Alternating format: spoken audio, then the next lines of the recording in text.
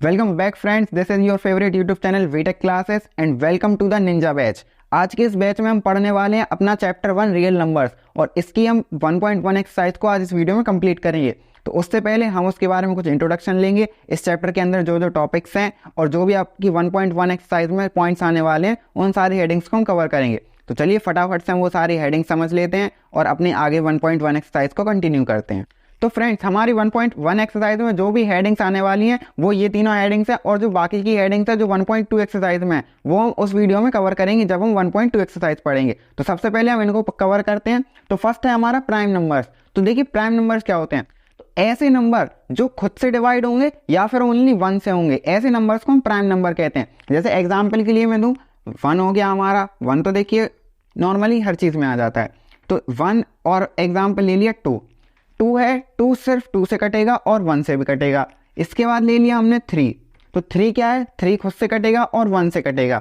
लेकिन अगर हम यहाँ 4 लेंगे तो 4 प्राइम नंबर नहीं होगा। क्यों नहीं होगा? क्योंकि 4 हमारा 2 से डिवाइड हो जाता है। तो ऐसे नंबर जो सिर्फ खुद से डिवाइड हो या फिर 1 से, तो 4 ना लेके हम कौन सा नंबर लेंगे? हमारा नंबर हो जाएगा 5, क्योंकि 5 सिर्फ 5 से होगा और 1 से। अब 6 लेंगे या नहीं? 6 नहीं लेंगे क्योंकि 6 3 और 2 दोनों से डिवाइड हो जाता है। तो इस टाइप से हमारे नंबर चलते जाएंगे। 7 हो गया हमारा, 11 हो गया, इस टाइप से। आई होप आप समझ गए होंगे। तो प्राइम नंबर्स ये होते हैं, आगे अभी ज़रूरत पड़ेगी। इसके बाद आता है हमारा नेक्स्ट एलसीएम। एलसीएम की फुल फॉर्म क्या होती है हमारी? Lowest common multiple. इसके बाद नेक्स्ट है हमारा एचसीएफ। एचसीएफ की फुल फॉर्म होती है हाईएस्ट कॉमन फैक्टर। अब हाईएस्ट कॉमन फैक्टर का मतलब क्या हुआ? नाम में ये हाईएस्ट, हाईएस्ट मतलब ज़्यादा से ज़्यादा, मतलब किसी भी नंबर में जो ज़्यादा से ज़्यादा चीज़ कॉमन मिल रही हो या फैक्टर मिल रहा हो उसको हम कॉमन निकाल लेते हैं, तो उसे हम कहते हैं HCF यानी हाईएस्ट कॉमन फैक्टर। तो आई होप ये तीनों चीज़ें आपको समझ आ गई होंगी। अब हम अपनी 1.1 एक्सरसाइज को स्टार्ट करते हैं। तो फ्रेंड्स, हमारी 1.1 एक्सरसाइज का फर्स्ट सम ये रहा। अब इस सम में लिखा क्या है? Express each as a product of its prime factors. ये जितने भी ये जो 4 सम दिए हैं इन्हें हमें प्राइम फैक्टर्स की फॉर्म में एक्सप्रेस करना है। अब प्राइम फैक्टर्स क्या होंगे? प्राइम नंबर्स में। तो प्राइम नंबर मैंने आपको पहले बता दिया क्या होते हैं। ऐसे नंबर्स जो सिर्फ खुद से कटेंगे या फिर 1 से और किसी से नहीं कटना चाहिए। तो इनको हमें एक्सप्रेस करना है प्रोडक्ट में। प्रोडक्ट मतलब जानते हैं आप सब मल्टीप्लाई होता है। तो फैक्टर्स में कैसे निकालोगे? हम इनका क्या निकालेंगे? फैक्टराइजेशन करेंगे। तो मैं एक सम का करता हूँ, बाकी के आप करोगे। तो फर्स्ट वाला ले लिए, जैसे मैंने, हमारा हो गया 140। तो इसको हम ऐसे फैक्टराइज करते हैं। आपने अभी पहले 9th में किया होगा। तो सबसे पहले हमें सबसे छोटे नंबर से स्टार्ट करते हैं। तो सबसे पहले छोटा नंबर क्या है हमारा? 2। अगर 2 से डिवाइड हो रहा है तो ठीक है, नहीं होता है तो फिर हम उसके आगे वाले नंबर से करते हैं।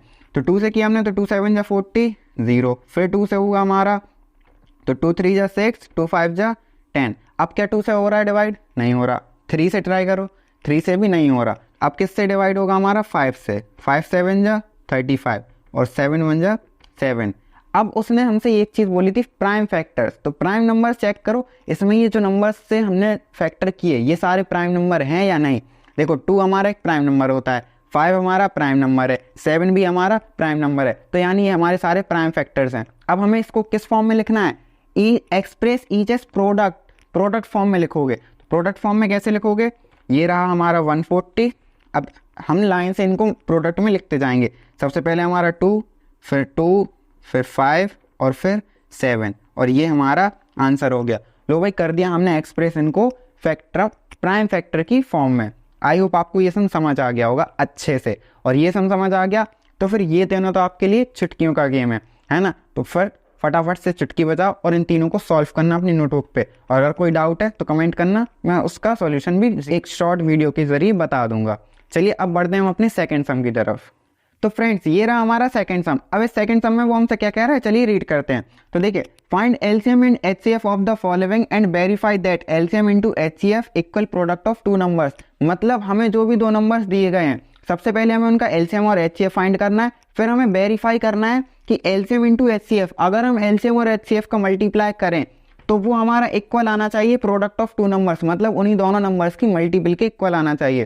तो सबसे पहले हम एलसीएम और एचसीएफ फाइंड करते हैं, फिर अपना वेरीफाई करेंगे। तो चलिए स्टार्ट करते हैं। तो देखिए हमारे नंबर्स क्या हैं, 26 एंड 91। तो इन दोनों नंबर्स को हम सबसे पहले क्या करेंगे? Prime factorisation. तो हमने 26 की प्राइम फैक्टराइजेशन के लिए क्या किया? सबसे पहले 2 से कट किया, 2 1 जा 2, 2 3 जा 6, और अब 13 से कट होगा तो ये आ गया 13। तो इसके लिए हमने लिख लिया क्या? ये हो गया हमारा 26। तो हमारा आ गया 2 × 13।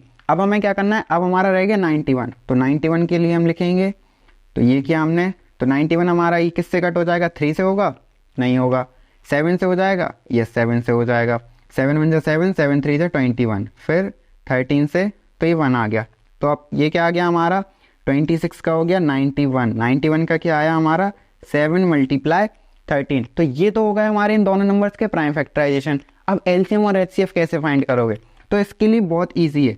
देखिए सबसे पहले क्या हम एचसीएफ फाइंड करते हैं। एचसीएफ हम कैसे निकालते हैं, जो भी नंबर्स के हम एचसीएफ निकालते हैं और अगर इस टाइप से हमने प्राइम फैक्टराइजेशन कर लिया है तो बहुत ईजी हो जाता है। अब इनमें देखना क्या है, जो दोनों में कॉमन नंबर हो वो हमारा एचसीएफ हो जाएगा। जैसे देखो 13 इसमें भी है और 13 इसमें भी है, 13 के अलावा और कोई नंबर कॉमन है नहीं है, तो एचसीएफ क्या हो गया हमारा 13। अगर और कोई नंबर भी इसके साथ कॉमन होता तो हम मल्टीप्लाई में उस नंबर को भी लिख लेते और उसको सॉल्व कर लेते, तो एचसीएफ क्या हो गया हमारा 13। अब एलसीएम कैसे निकालोगे, एलसीएम भी बहुत ईजी है। सबसे पहले तो जो एचसीएफ निकाला वो लिख लो, जो मतलब कॉमन नंबर है उसको लिख लो, 13 हमारा कॉमन नंबर हो गया वो लिख लिया। उसके बाद जो नंबर्स बचे उनको भी लिख लो मल्टीप्लाई में, तो ये आ गया 2 और ये आ गया 7।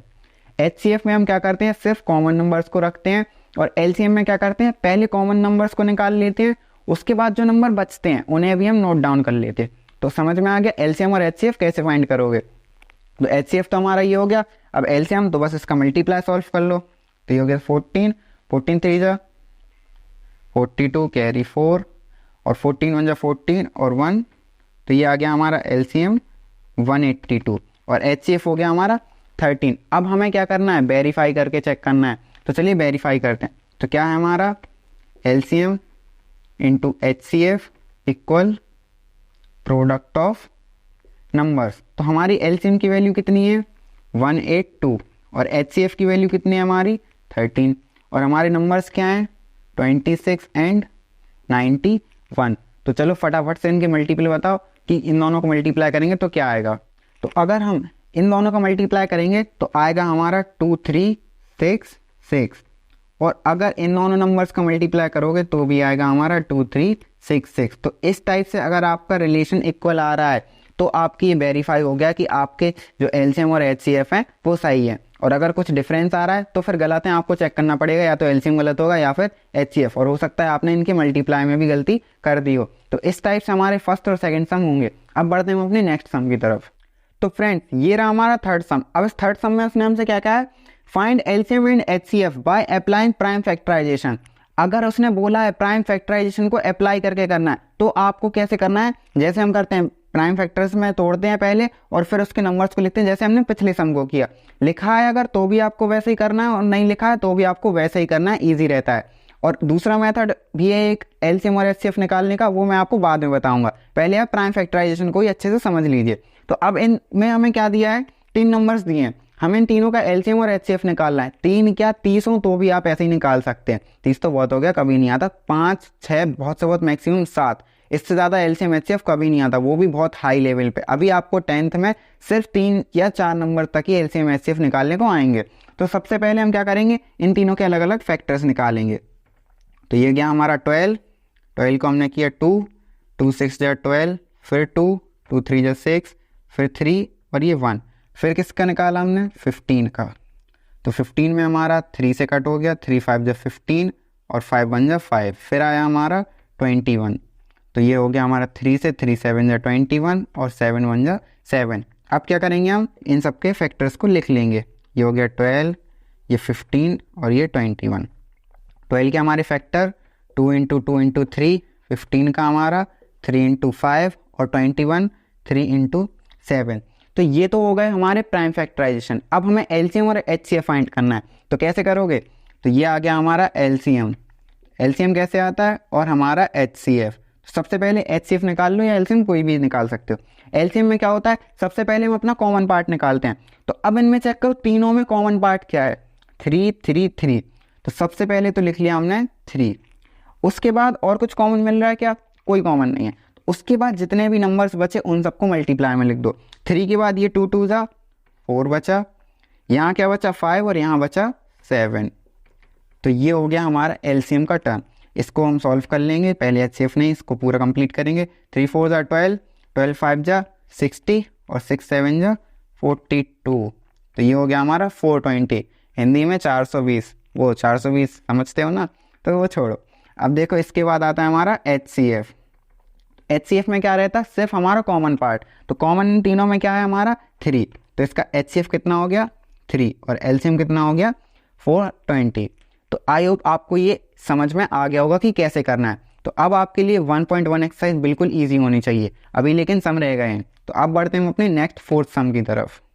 तो फ्रेंड्स ये रहा हमारा फोर्थ सम। अब देखिए इस सम में क्या उसने कहा हमसे, गिवन दैट HCF ब्रैकेट में ये दोनों नंबर्स लेके, अब आप समझोगे कि ये दोनों नंबर्स का क्या खेल है, ऐसा तो हमने पढ़ा ही नहीं। तो ऐसा कुछ नहीं, ये सिर्फ ये लिखा है कि इन दोनों नंबर्स का जो HCF है वो हमारा 9 है।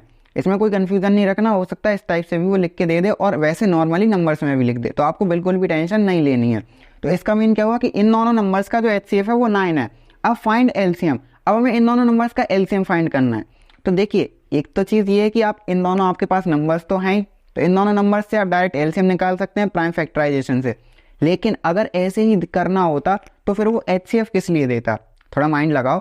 अगर उसे डायरेक्ट ही लिखवाना होता तो फिर वो नॉर्मली नंबर दे देता, फिर वो HCF क्यों गिवन करता। तो इसलिए इसमें आप अपना अगर एक्स्ट्रा दिमाग चलाओगे और फॉर्मूला लगाओगे तो आपको एग्जाम में अच्छे से मार्क्स मिलेंगे और टीचर को भी लगेगा कि हाँ इसमें थोड़ी सी अकल है, मतलब होशियार है। तो इसमें कौन सा लगाओगे, याद करो आपने सेकंड सम में वेरीफाई की थी एक चीज़, LCM into HCF equal product of numbers, तो वही चीज़ का यूज़ करेंगे हम और इसका आंसर निकालेंगे। तो कैसे, देखिए हमारा फॉर्मूला क्या था, आप इसको फॉर्मूले की तरीके से भी एक लर्न कर सकते हैं। LCM into HCF equal product of numbers, ठीक है। तो हम इनमें वैल्यू रखेंगे, LCM की वैल्यू तो हमें निकालनी है, तो LCM को हम एज इट इज सेम लिख देंगे। उसके बाद HCF की वैल्यू कितनी है हमारी 9, तो उसको लिख दिया। अब प्रोडक्ट ऑफ नंबर्स क्या है हमारे 306 इंटू 657, तो ये बन गई हमारी इक्वेशन। अब क्या करोगे, LCM की वैल्यू चाहिए, तो 9 यहाँ मल्टीप्लाई में है, इक्वल की दूसरी तरफ शिफ्ट होगा तो कहाँ जाएगा, डिवाइड में। तो ये बचा हमारा LCM 306 इंटू 657 अपॉन 9। अब बस इसको सॉल्व कर लो, तो सॉल्व करते हैं। 3 3 जा 9, ये कट किया, 3 1 जा 3, 0, 3 2 जा 6, फिर 3 से कट हो जाएगा, 3 3 जा 9, 3 4 जा 12। अब इन दोनों नंबर्स के मल्टीप्लाई कर लो, तो LCM क्या आ जाएगा हमारा, इन दोनों नंबर्स के मल्टीप्लाई करने पे कितना आया। अरे भाई कैलकुलेटर उठाओ, सॉल्व करो, मैं तो लिख दूंगा, फिर आप कहोगे कि पता नहीं सर ने तो ऐसे लिख दिया, हम कैसे मान लें सही है, इसलिए कह रहा हूँ कैलकुलेटर उठाओ। इसका आंसर आएगा तुम्हारा 22338। अब आप कहोगे अरे वाह सर ने तो जादू कर दिया, अरे जादू नहीं कर दिया, नॉर्मली मल्टीप्लाई मैंने पहले से कर लिया था तो डायरेक्ट लिख दिया, है ना। अब तुम लोग चेक कर लो अगर तुम्हें कोई डाउट है तो। और आई होप आपको ये समझ में आ गया होगा अच्छे से। तो आप चाहो तो डायरेक्ट भी कर सकते हैं अगर उसने कुछ नहीं लिखा, लेकिन अगर इस टाइप से करोगे तो आपका इंप्रेशन अच्छा पड़ेगा टीचर के ऊपर। तो आई होप आपको ये एक्सरसाइज और ये सारे सम अच्छे से समझ आ गए होंगे, और जितने भी सम एक्सेप्ट बचे हुए हैं जो मैंने आपके लिए दिए वो सारे सम आप सॉल्व कर लेना अच्छे से, तो आपको 1.1 एक्सरसाइज क्लियर हो जाएगी।